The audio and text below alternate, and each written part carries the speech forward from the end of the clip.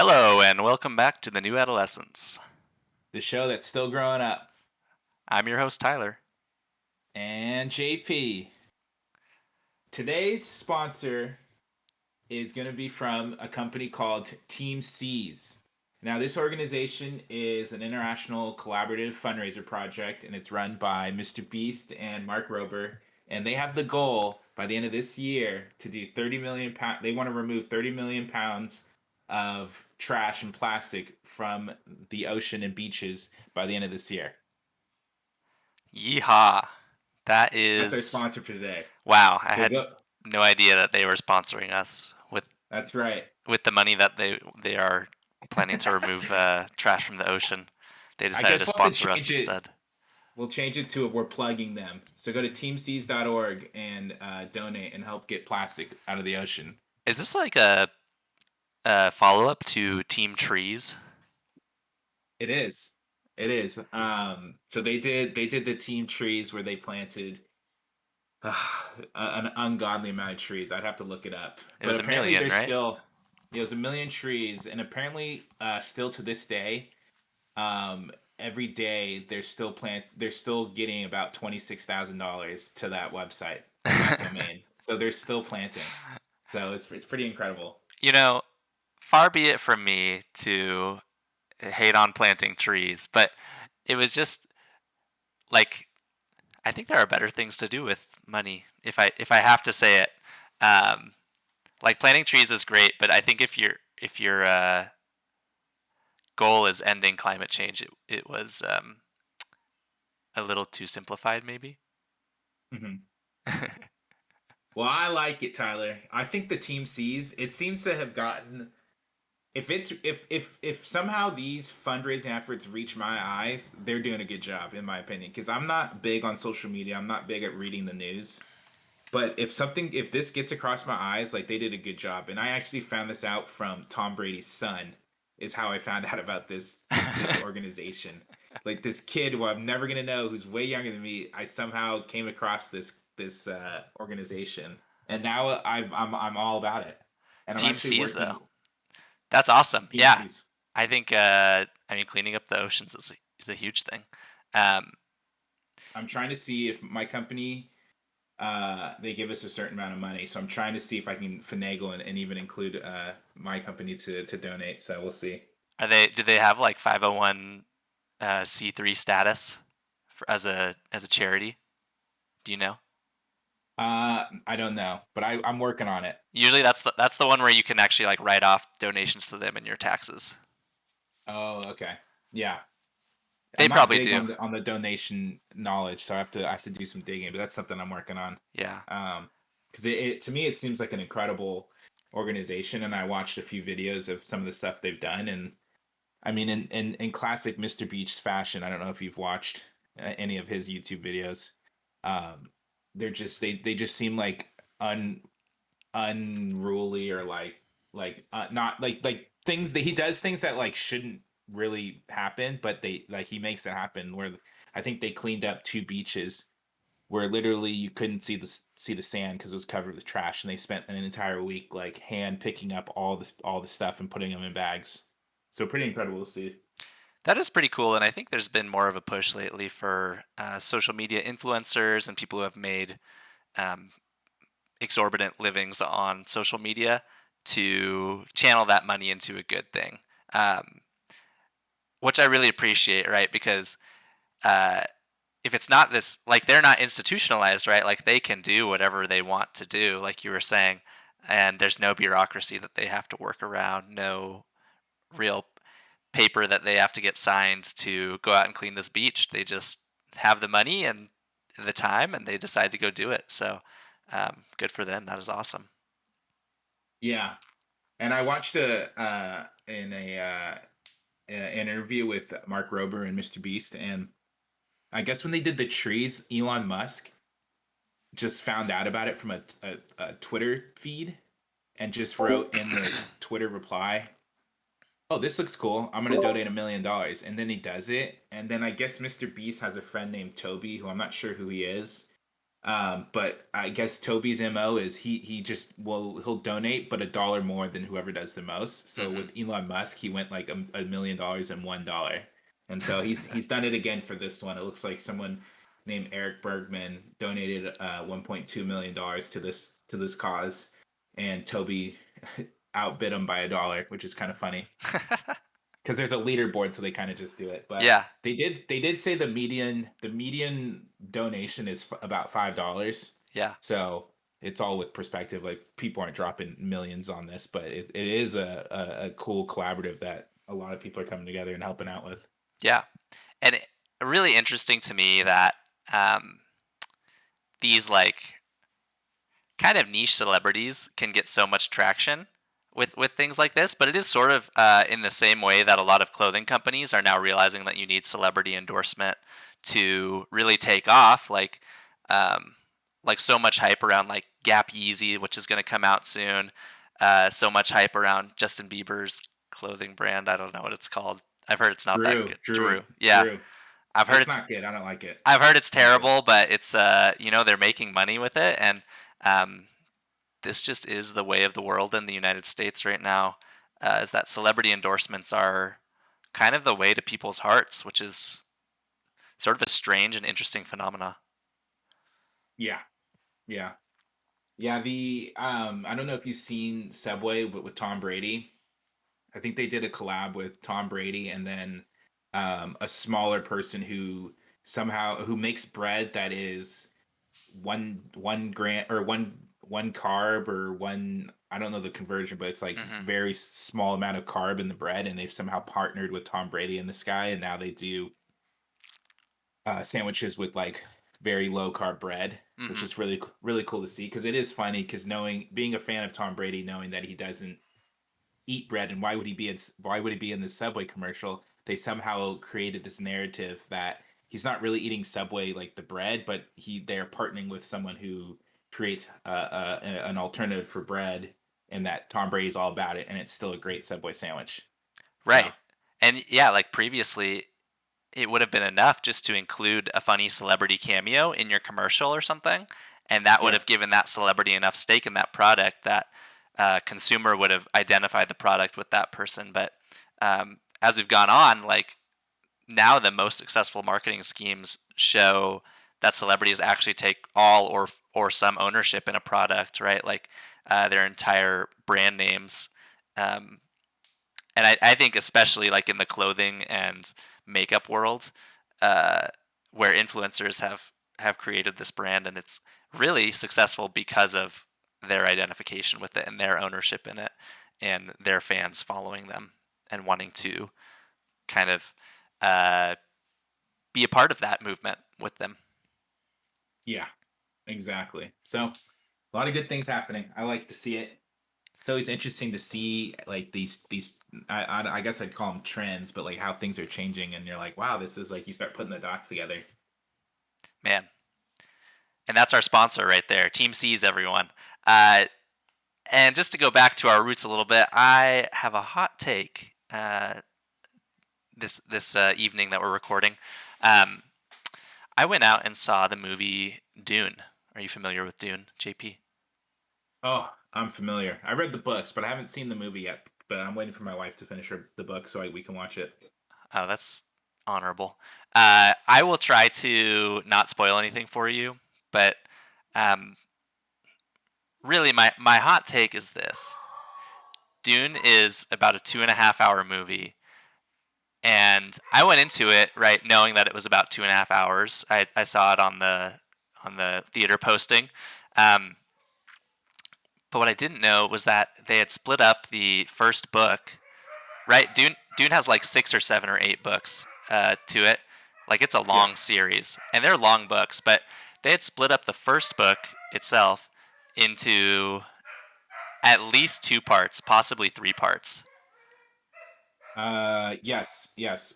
3 parts. which I didn't know going into the movie. Um, Did you not read the book? no, I know I've read the book, but I have not listened, or I didn't realize that it was a 3 part movie. Oh, I'm curious. Then how did they? Because the book that I read, the first book ended, and I was like, "That's it." Yeah, right. Like it is a So I'm curious to see if that's what's gonna happen in the movies. I, right. Like okay, it's a I'm legitimate curious. book series, but they split up the first book into at least two, maybe three parts. I don't know. I haven't figured it out yet. I haven't read about it. Based on the amount of content that was in it, I could see them splitting it up into 3 to 4 movies for just this first book. Um, which, you know what, Interesting. cinematically, it is great. It is epic. It does justice to the book. It's a like right. The book is this incredible sci-fi masterpiece.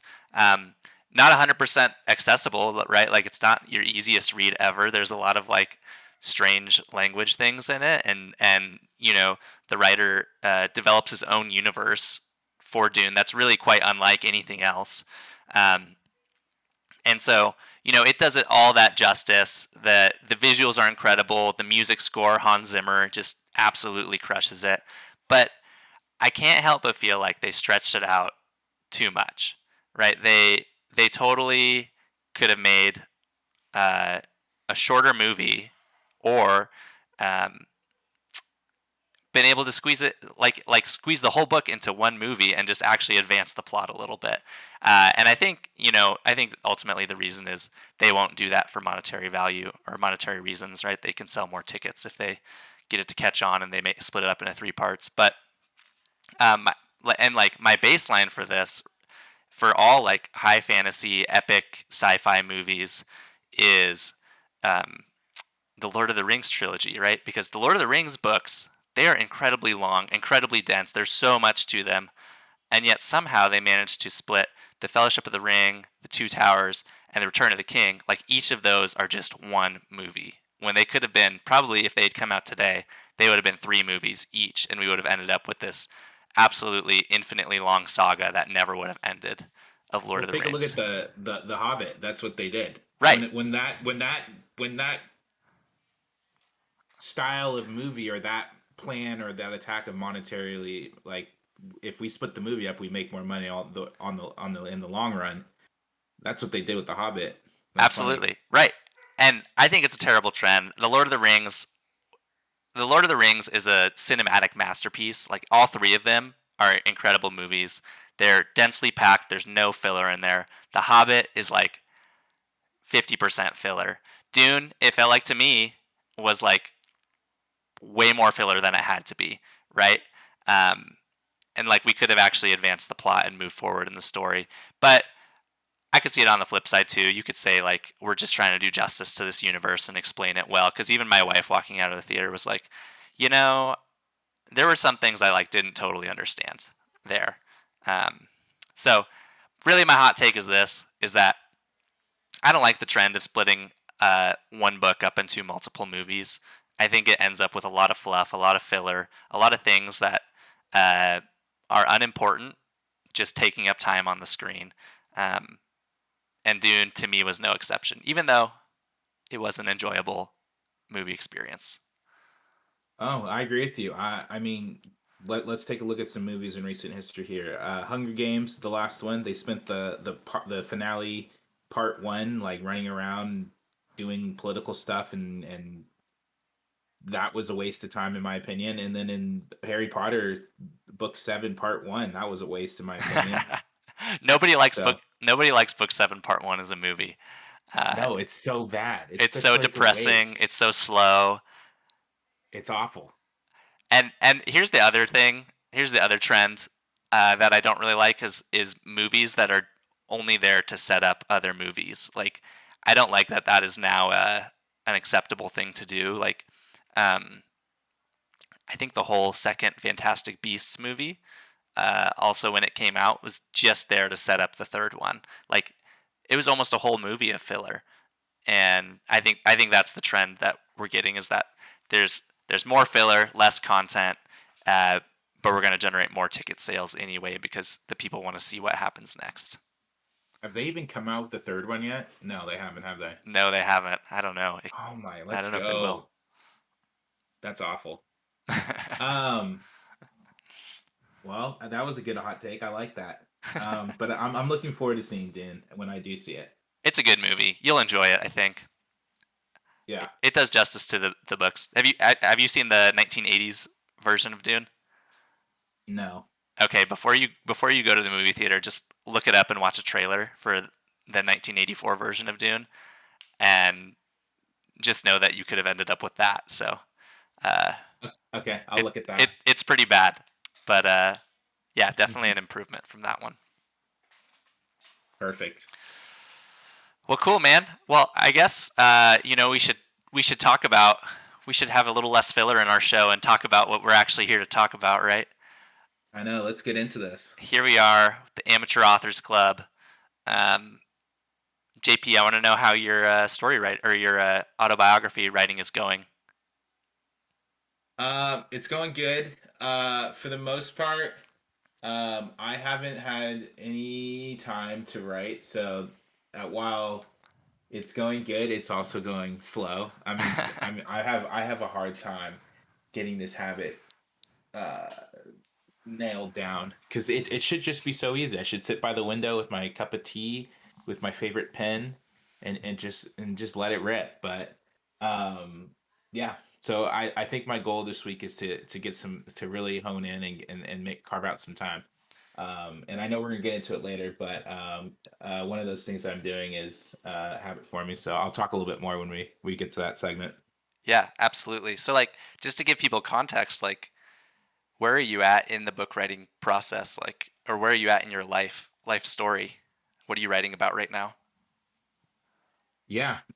So right now I am all the way through to my very like year one to year four of my age. So I've already gone through the why I'm writing the book, my idea behind writing the book, the basically the answering the question why should I be reading this, Hmm. and then I went through just the intro of like how I was adopted, what happened before I was adopted, what was the atmosphere like while being adopted, and then now I'm working my way through, I guess, the stories I know and my experience as being a newborn in California, Yeah, newborn to preschool sure. ish, because kindergarten would be the first like I know like I'll start to really lay down the groundwork as to you know my battle through neglection to where it led me to today. It really starts when I was in kindergarten. Yeah, and so um, most people don't really know too much about their life before like age 5 or so. Like, are you writing it mostly from stories that you've heard, or how are you writing about that time in your life? Yeah. So some pictures, memories of stories I heard growing up that makes sense now, and then and by kindergarten, I was friends with two families, which you met one of them at my wedding, the Lewises. They were right there in my life. They didn't necessarily know what I was going through.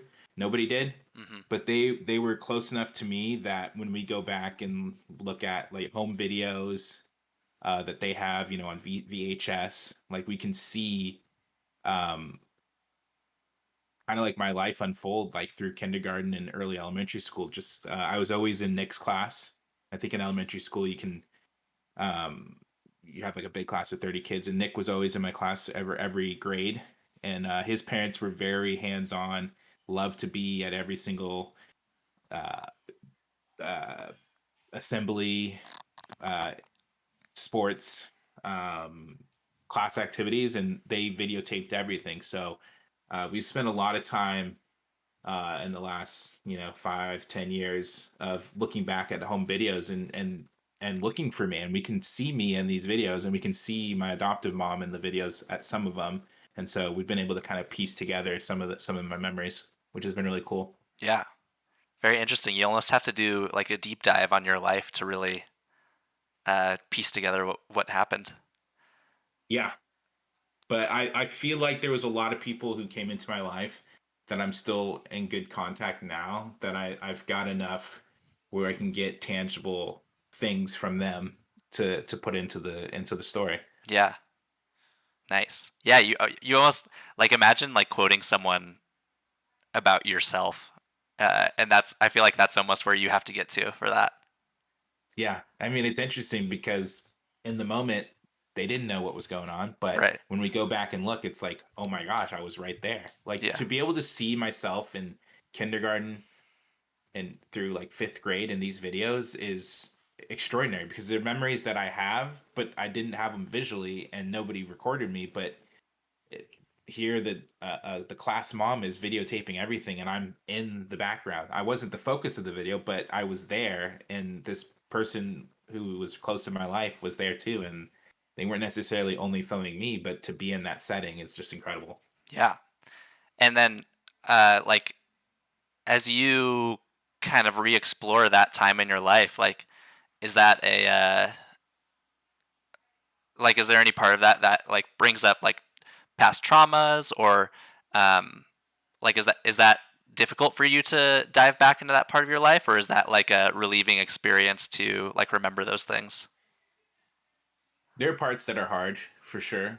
Um, there are parts that definitely make me sad or make me yeah, definitely sad or like disappointed or wish things had turned out differently. Mhm. um yeah, I've definitely had my fair share of tears while typing, so I usually take a break at that point. But I mean, it's just it's something that I definitely suppress almost every day of my life and probably will the rest of my life, but when it does come out, it's definitely hard for sure. Absolutely. Yeah, I can't even imagine. Well, on one silver line to that, I did read once, if you're not crying while you're writing it, your reader's probably not crying while they're reading it. So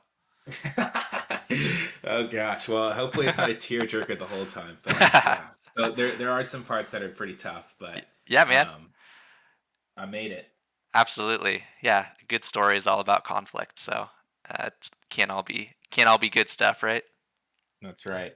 Tyler, I want to hear where are we at now? I know we've talked a lot about where about your story. And now you're redoing the outline. Yeah, man. Well, actually, we're recording this right here on November 2nd. So this technically is Mhm. the second day where I am committed to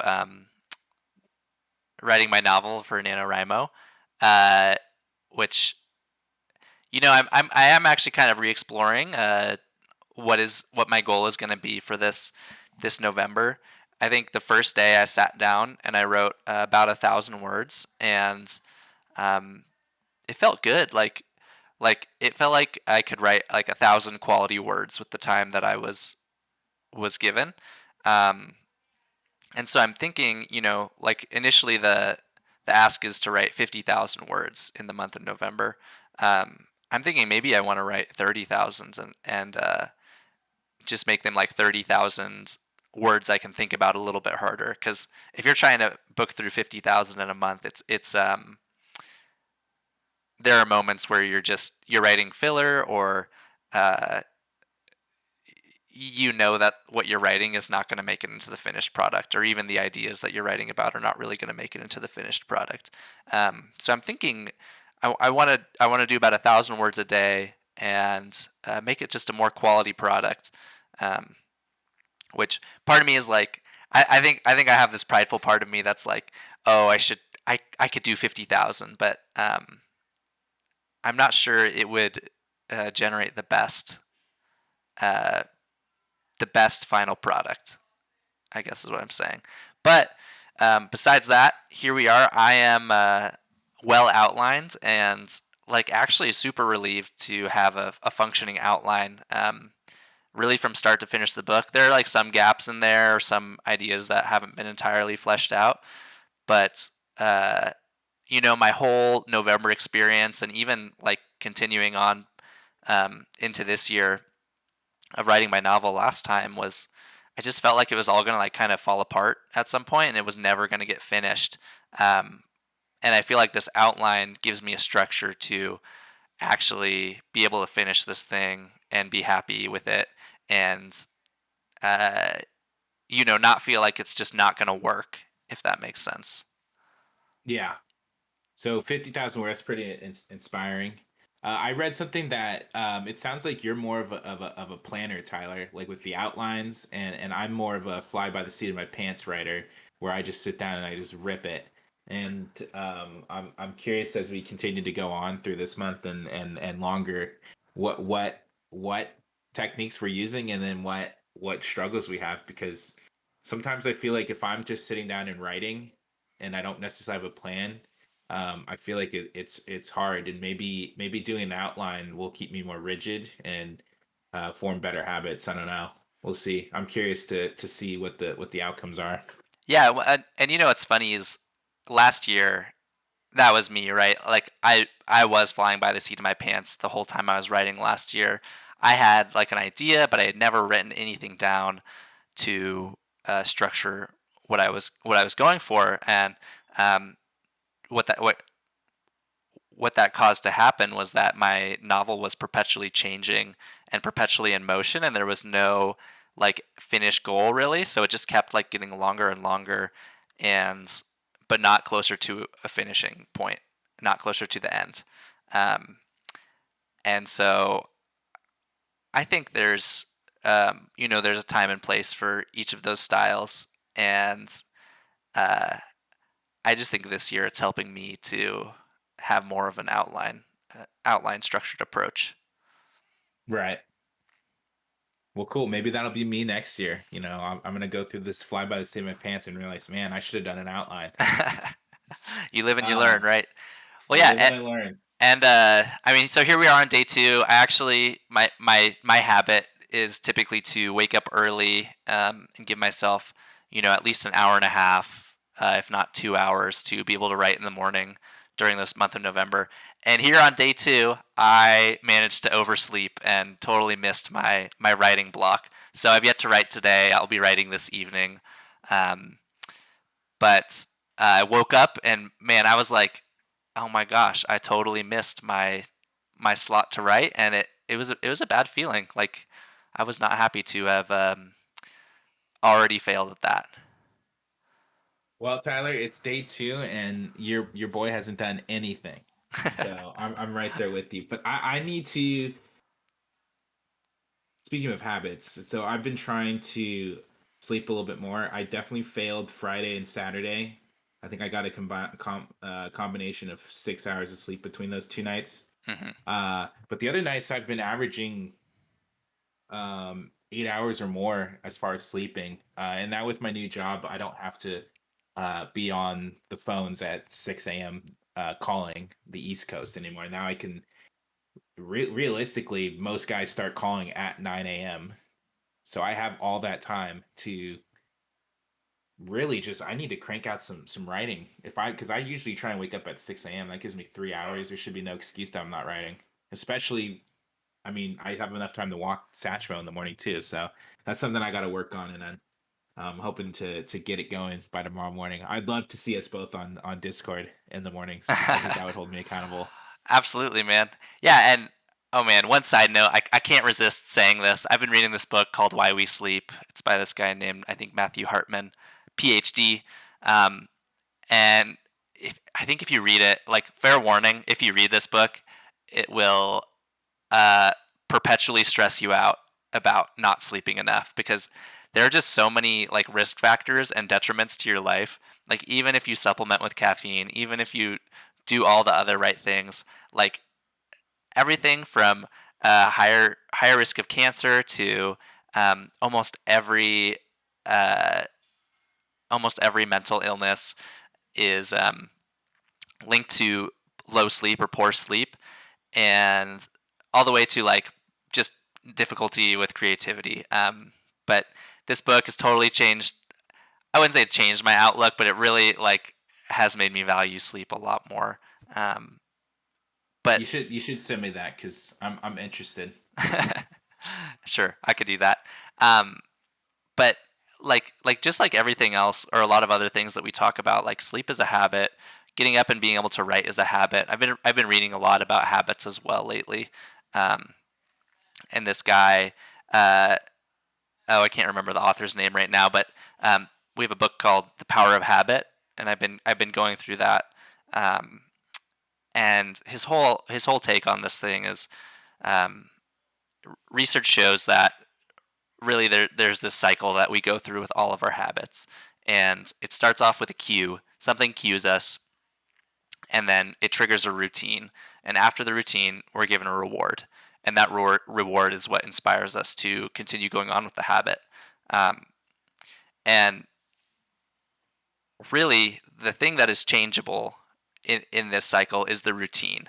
Um, your cues are still going to be there in life. Things like your alarm clock going off or just getting home from work. Those are your cues, and your routine that you go through after you get that cue is, you either snooze the alarm like I did this morning, or you can get up and potentially reward yourself with like something you enjoy, like a nice cup of coffee, or a walk outside that you enjoy, or um, some quiet time with a book. Uh, like those are all your options for rewarding yourself. Um, but so I'm like going through this and like trying to think about my own habit of writing and waking up early, and my struggle with that is getting out of bed, and really my struggle with that is going to sleep on time. So uh, my order, like the thing that I need to adjust is my routine of going to sleep on time. So when I'm cued by like being tired, or the cue is that it's 10 p.m., I need to change my routine to going to sleep and then rewarding myself by recognizing that I feel so much better when I get a full night's sleep and wake up on time. Yeah. I mean, I'm right there with you with the sleep. I mean, there's just something I've operated off before I was asleep for longer than it's probably healthy. And I'm usually fine, but I know there's it can't be like this forever. Like there has to be a penalty for a low amount of sleep. And I've struggled very hard with not staying up late and playing video games. Um, for gosh, I want to say probably since high school, if not Hmm. longer. Ever since I got my own system, it's always that desire to play has always been there. And honestly, I can just say, hey, there's no one telling me I have to sleep right now. I'm just gonna go and play for until I'm tired. And I think I've come a long way, because I used to think, man, it's Wednesday night, it's almost the weekend, I'm gonna stay up until 3 a.m. and just play. And Thursday I might struggle, but it's basically Friday, so what's the point? And I think I've come a long way, but I still, on Friday nights and Saturdays, if I don't have plans, like it's very hard for me not to just not do it and just go to bed. It's very hard. So that's definitely a habit I want to form. And I think I definitely feel different with the sleep that I am getting, like in the mornings when I wake up. Hmm. And I got this app that told me on Sunday night I got the most the highest percentage of my heart rate drop on Sunday, and I think it's because my body was like, "Oh my gosh, you have not slept for more than 3 hours the last 2 nights. We're just dead." And as soon as I went to sleep on Sunday, like it said like my heart rate dropped like incredible for the month. So it was kind of funny when I Yeah. woke up in the next morning. I was like, I know why that's. I know I didn't die last night, but I know I was dead tired.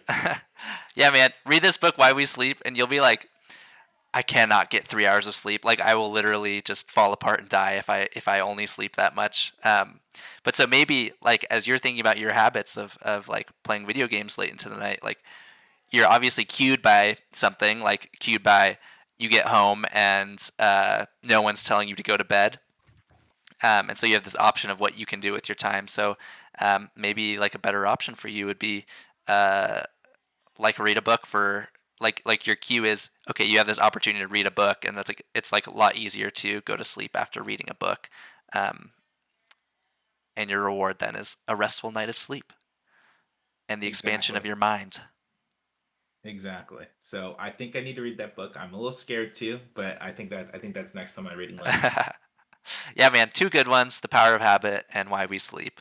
Um, I think I think read in conjunction are really give me a lot of conviction to actually sleep well every night. Because I I think, like it. man, I'm realizing more and more, just like everything is built on that foundation of a good night's sleep, which is kind of funny to say as a human being, but like at least for me, like everything is better when I sleep well. My mental health is better. My my work is better. My writing is better. Like I feel like a more disciplined person. Um, there's just so much that sleep affects, and it's actually mind blowing sometimes. Yeah. Yeah. Well, I think now that we're talking this out, I mean, there's no excuse. I mean, especially if I don't have to really start working until 9. I mean, obviously, from when I do clock in at like 7, I probably should be doing admin stuff, but there really should not be an excuse that I can't get some work in or some form of writing, whether that's 15 to half an hour every day. It's better than zero, which is what it is now.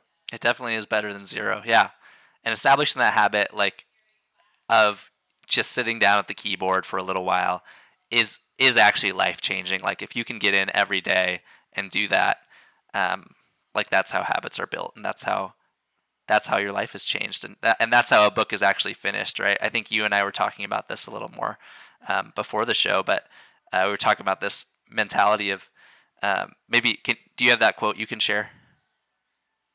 Yeah. Is this the one about Everyone wants to like write a book, no one does it. right, Yeah, right. The quote went 80% of people in their life have said that they wanted to write a book, but only less than a percent of people, less than 1% of people actually have written a book in their lifetime. And I yeah, thought that was really crazy because I'm in that 80%, and I'm sure maybe these our listeners are too. And it's mind blowing that under less than 1% of us who have this thought actually go through and make it happen. But as I'm going through it now, and I'm sure you see it too. I mean, it's hard. yeah. It's not Oh, easy. definitely. Like to write a book is an entire lifestyle change. Like I think it's akin to doing something like running a triathlon, or um, I think it's even more than like running a marathon. Like you have to put in more effort for it, and for a longer sustained period of time.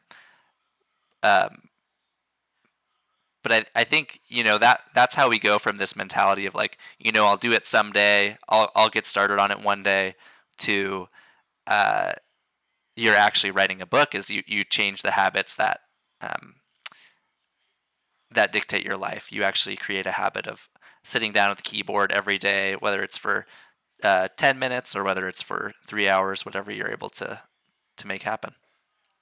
Exactly. Exactly. Just the baby steps and make it a habit. Yes, sir. I got to do it. Um, but yeah, I'd love to see us in the in the in the Discord room, just getting after it in the mornings because I know I can do it, and I think that you mentioned in that book that there's a cue, and the one thing I remember is the cue for me. One thing that I try to do is wake up in the morning and run, and I did it for I want to say 3 weeks, maybe 4 weeks last year prior to the Christmas time breaks. And the thing that cued me was a YouTube video of someone who was like, one day I just went cold turkey, decided to start waking up and going for a run. And I was like, that's amazing. I'm going to do that too. And I did it. And I remember feeling like, man, the city of Seattle's sleeping and I'm out here grinding. And I did that. But then I stopped because I had like, I went to Dubai and I came back and I was like, I just couldn't get back into it. I just started making the excuses. Oh, I'm jet lagged. And then that just turned into, I'm too tired. And then I lost it. Yeah, and one thing that's helped me also is like there are some just key things you can do to help yourself support a habit. One of them being that you can record your progress. Uh, Recording your progress actually works wonders. Like um, in the Power of Habit, he talks all about how uh, patients rehabbing like a full hip replacement, which is like this crazy rehab process. Like they rehab twice as fast just by writing down how they were rehabbing those days. Like they had twice as good of a success rate uh, just by journaling about it. And like time after time, like diets prove more successful if you just record, like even once per week, record what you eat. Like you're just become that much more cognizant of it. And so that's why I love like what we do in the Discord. We have our word counters. And then if you were to do like the NaNoWriMo website also, like they do a word counter and it tracks your progress. And if you get off track, it tracks that. and it tracks how many days in a row you've done. So all these awesome tools that really are actually incredibly beneficial for forming habits. So um, like to me, that's one of the things that keeps me on track. Even when I fall off track, like I go back to that recording mechanism, and I'm like, I want to keep that going. Like I don't want to stop that. I want to maintain that habit, and that's the proof, the evidence that that habit existed. I like it. I like it. Um, yeah, I've actually started recounting my calories. The last five. I'm on day 5 now. Yeah. I deleted the app, so like this is stupid. I can do it in my head, but I jumped back to it, and it's cool to see like because I'm always curious. I'm like I don't think I'm that unhealthy, but I do now. I can start to see wow like Saturday night I've got McDonald's like that adds up after a while. Yeah. Oh my gosh, the worst is like if you go to a party and you have a few beers, suddenly you're like 5 beers deep and you're like, wait, this is like 700 calories of just beer right now. Yep. Not that I would That's ever more. do that, but you know. You should see him on Saturday. That's more than that. Though I try and stay away from beer. I don't really like to drink that much beer, you're but you're I'm a a mead big guy. not a meat guy either. I'm a big fruity cocktail guy. I like it. Nice, That's me man. though. Well, I think that's a good place to wrap it up. What do you think? Yeah, the producers are still yelling at us. We're over time here. Well, everyone, thanks for listening. If you're still listening, If you're we still really here, we really appreciate you, and we appreciate you putting up with JP and I doing this mainly for our benefit and to be able to talk about the work that we're trying to do. that's right. And maybe it'll inspire you to do something. You don't have to write a book, but maybe get up early and go for a run or something. Change that habit you've always wanted to change. That's right. Today is the day. Well, Tyler, I appreciate you. and you as well, JP. This has been the New Adolescence. I've been Tyler. And I've been JP. You guys have a great week.